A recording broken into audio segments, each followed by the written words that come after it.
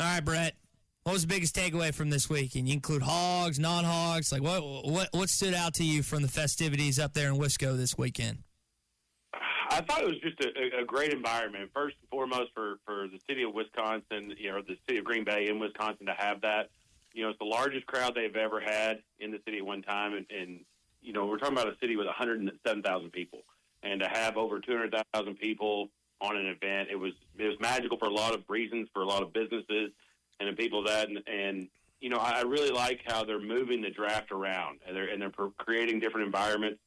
Because when it was just held in New York, I think it's kind of got dull a little bit, and now it's a little bit more exciting. And there's even a guy in Green Bay that got drafted in the third round that stuck around and got to walk out to that crowd, which was exciting.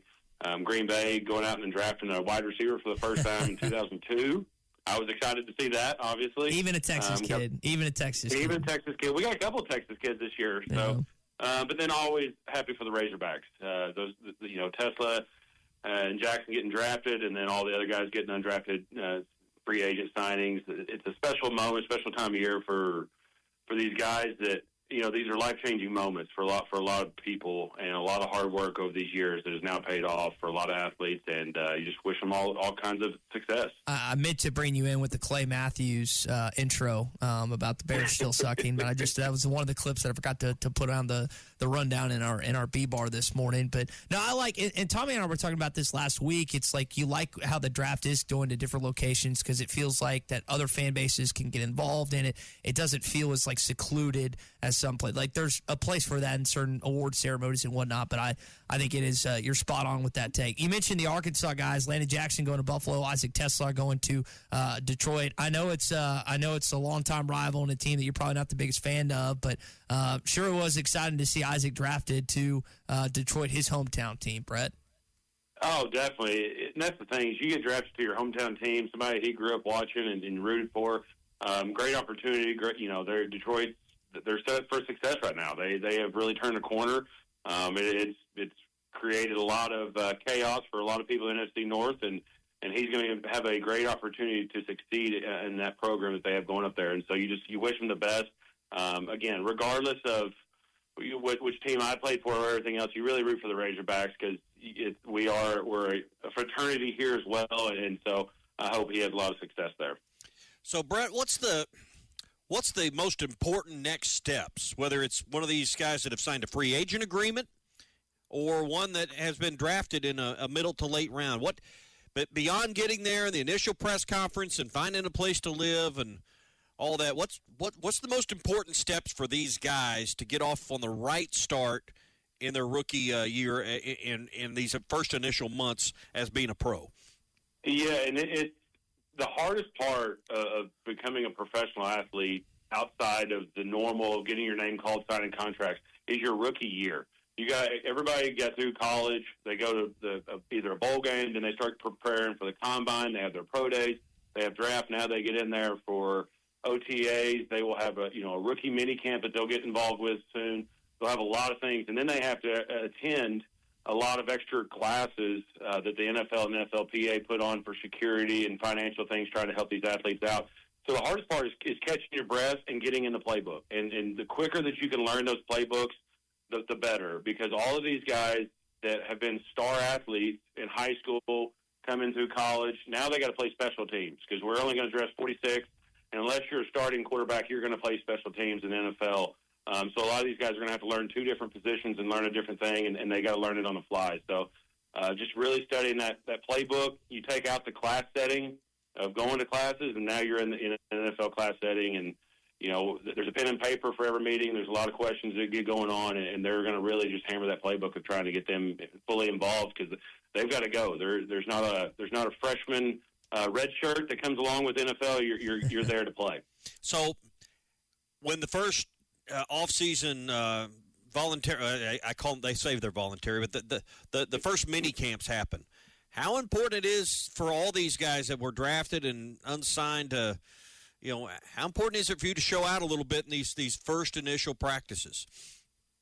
It's huge. It's not a make or break, but it's a big deal. It's a big moment because all the eyes are on you, especially the higher the draft pick. People start looking at you, and they expect something. And when I say they, I mean the media and the fans, the people that will be there, that ultimately pay our salary as professional athletes. That's what they do, and so they're going to expect something out of these guys, and these guys are going to show. They don't have to do anything special. They don't have to go out there and recreate the wheel. You know, they just got signed on to an NFL franchise, which is a huge deal, and they don't have to do anything different except be themselves and go out there and just perform. And all these guys are able to do that, and they're capable of it. And, you know, if you make a couple of mistakes, it's next play. And you got to have a short-term memory in professional athletics, and these guys will be able to handle that well and just kind of just enjoy the moment, because it's a special and unique thing to get into the NFL, and it's a little different than college, and then there's a lot of different moving parts, but these guys will all do well. Brett Goode with us, former Razorback, former Green Bay Packer on the Lewis Automotive Group hotline. Brett, you kind of mentioned earlier getting the playbook, like the most important thing. I wonder if you could give us the difference of like guys that were drafted versus the free agent deals. Like Arkansas just had 8 of those guys. Like the level of I'm trying to think of the word grace, I guess, that draft guys get maybe compared to the free agent deals. Like what is the difference between them making rosters and them making teams versus the guys that actually were drafted this past weekend? Yeah, obviously, if you get drafted, you have a few more opportunities for a grace period. It's like a walk-on compared to a scholarship guy at the university level, where somebody's put a lot of time and effort into you. But there's a lot of walk-ons, that end up winning a Heisman. There's been a few of those, and there's a lot of undrafted agents in the NFL that go on to do well. And so there is a little bit of grace period. There is a little bit of learning curve, but it's about doing it full speed. It's about not making the same mistakes over and over, and that's where a lot of these guys get judged is, can they take that coaching and do it at a high level? Is what's required for them in the NFL. And so it is a harder road for the undrafted free agents, but it's not an impossible road. And it's like I've always mentioned, these special teams. If you start on kickoff return, punt, and punt return, you're about 98% likely to make an NFL roster. And that's one thing that these guys haven't had to do a whole lot of in their career, but special teams is a third of the game, and they take it very seriously in the NFL. And so these guys that to really make themselves known can make some big plays in special teams in training camp as they get going, and then they'll get to preseason and then hopefully make the team for the regular season. So what's going on with your buddy Aaron Rodgers? He was your quarterback, obviously well documented in the news cycle the last week or so about flying out, meeting the new coaches with the Jets. Basically, he called it a wasted trip on Pat McAfee's show. What is he done? Is he going to play some more? What's your gut tell you that your buddy Aaron Rodgers is going to do next? I think that's what we all want to know. I think for him, everything that I've seen is he's still working out. He's still staying in shape. He's worked out with a lot of the Steelers guys and some other guys at their facility out there. I don't feel like it's easy for athletes, regardless of if you're a star quarterback or, the bottom of the totem pole, to just give up the sport and have a down year. And I think that he's too much of a competitor to not want to come back and try to right the ship. But he's also, he doesn't have to do anything else in his career, and he's going to go in the Hall of Fame. And he knows that, and it's all about his body. I don't know how his body feels right now. I know whenever I got older and I had to come back after an ACL and then a hamstring, it was harder each year to come back after injuries. And so him being, 40 when he tore his Achilles and coming back and then being able to perform, that takes a really big toll on your body. And so I think he's just really trying to take everything in this offseason and get his body right and make sure that he's ready to put in the effort for the grind of a season. And if he does decide to come back, I think there'll be a team for him. I don't think it's only the Steelers. I think it was like 67 or 68 quarterbacks played in the NFL last year, like some crazy like that, because the injury rate's 100%. And so he'll have an opportunity if he chooses to come back. And I still think that he can perform at a high level, which he did last year. It was just under the microscope, it looks like he didn't do as good as those MVP years, which is tough. Is there 2 or 3 franchises that you think might be the right fit? Everyone's kind of thought West Coast because that's where his ties are. Obviously, I think you could rule out the Jets clearly, the Packers clearly. Several you can rule out that are set at quarterback, but where might he be in your mind a good fit? Yeah, I think he would love the West Coast just because he's from out that area. The Steelers has been a huge deal. People talking about that. The Vikings was at one point in conversation. I think it's just going to be a lot of these guys coming. JJ up in Minnesota, for instance, he's coming off an injury, and so they kind of want to see where his body's at. They want to give him as many opportunities as they can to see where he's at for the season, but they're set up to win right now. And so you have to look at certain things when you're set up to win, and there's some teams out there that are set up to win. If their quarterback is struggling or if their quarterback's not quite 100%, why not bring in somebody that has proven themselves to be, he's a 4-time MVP. He's won a Super Bowl. There's things that you could say about him, but there's things you can say about every quarterback. Every quarterback has issues. Every wide receiver has issues.